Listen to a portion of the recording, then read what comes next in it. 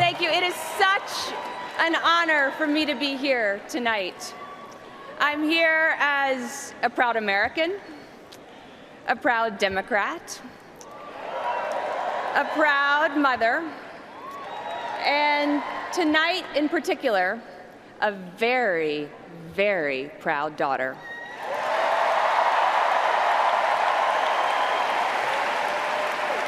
Mark and I can't quite believe it, but our daughter Charlotte is nearly 2 years old. She loves Elmo, she loves blueberries, and above all, she loves FaceTiming with Grandma.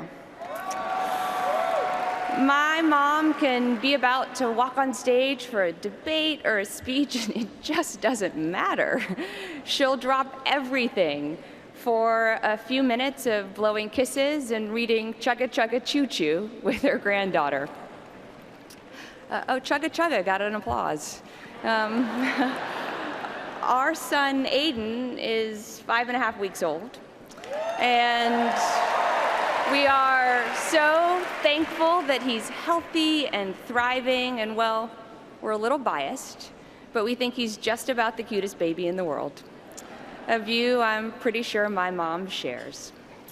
And every day that I spend as Charlotte and Aiden's mother, I think about my own mother. My wonderful, thoughtful, hilarious mother.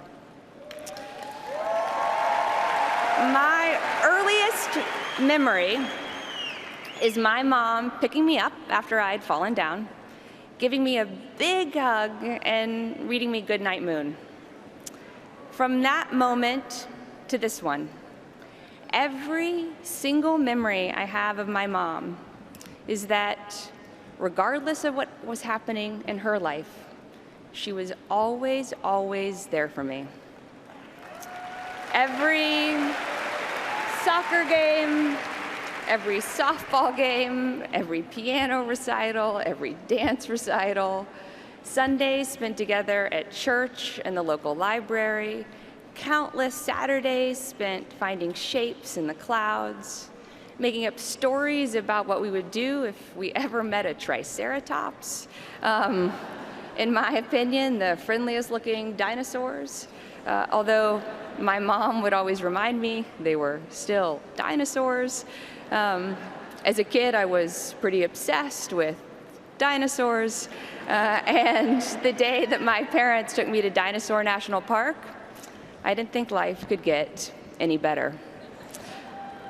Whenever my mom was away for work, which thankfully didn't happen very often, she left notes for me to open every day she was gone, all stacked neatly together in a special drawer, with a date on the front of each one so I would know which note to open on which day. When she went to France to learn about their childcare system, I remember one was all about the Eiffel Tower.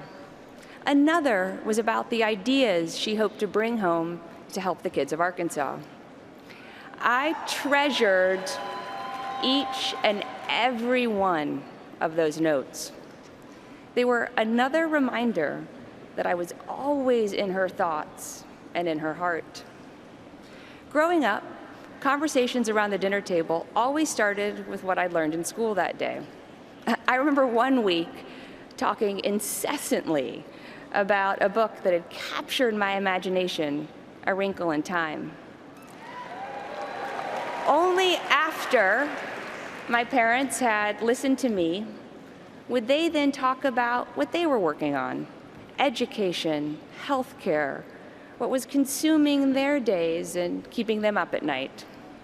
I loved that my parents expected me to have opinions and to be able to back them up with facts. I never once doubted that my parents cared about my thoughts and my ideas. And I always, always knew how deeply they loved me. That feeling of being valued and loved, that's what my mom wants for every child. It is the calling of her life. My parents raised me to know how lucky I was, that I never had to worry about food on the table, that I never had to worry about a good school to go to, that I never had to worry about a safe neighborhood to play in. And they taught me to care about what happens in our world and to do whatever I could to change what frustrated me, what felt wrong. They taught me that's the responsibility that comes with being smiled on by fate. And I know my kids are a little young, but I'm already trying to instill those same values in them. There's something else that my mother taught me. Public service is about service. And as her daughter, I've had a special window into how she serves. I've seen her holding the hands of mothers, worried about how they'll feed their kids, worried about how they'll get them the health care they need. I've seen my mother promising to do everything she could to help. I've seen her right after those conversations getting straight to work, figuring out what she could do, who she could call, how fast she could get results. She always feels like there isn't a moment to lose because she knows that for that mother, for that family, there isn't. And I've also seen her at the low points, like the summer of 1994. Several people this week have talked about her fight for universal health care. I saw it up close. It was bruising. It was exhausting. She fought her heart out, and as all of you know, she lost. For me, then 14 years old, it was pretty tough to watch. But my mom, she was amazing. She took a little time to replenish her spirits. Family movie nights definitely helped. Dad, as all of you now know, liked Police Academy. My mom and I loved Pride and Prejudice. And then she just got right back to work because she believed she could still make a difference for kids. People ask me all the time, how does she do it? How does she keep going amid the sound and the fury of politics? Here's how. It's because she never, ever forgets who she's fighting for.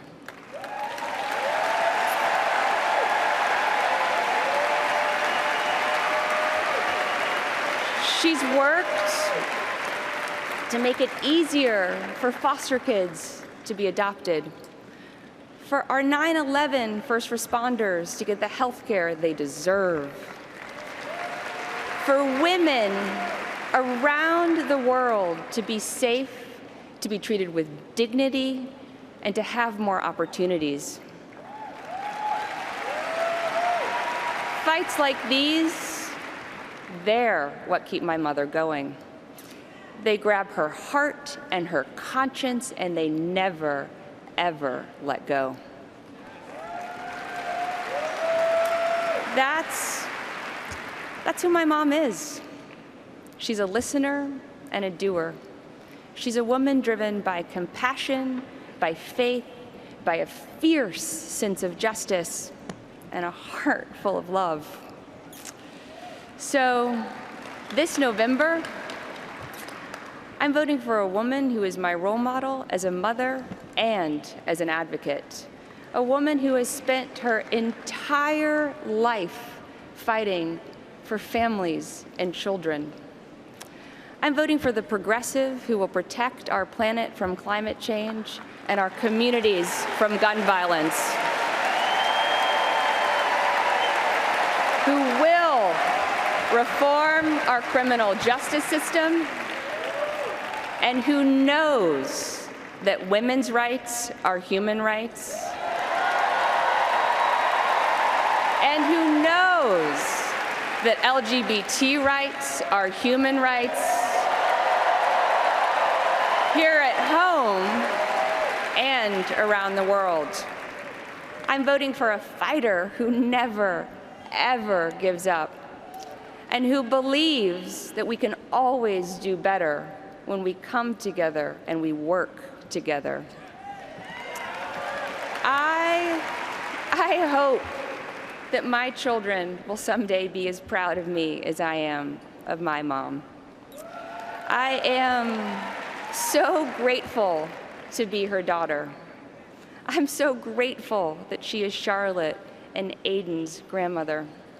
She makes me proud every single day. And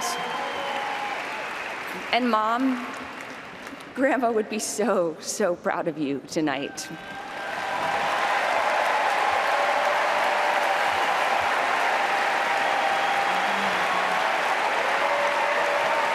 To everyone watching here and at home, I know with all my heart that my mother will make us proud as our next president. This is the story of my mother, Hillary Clinton.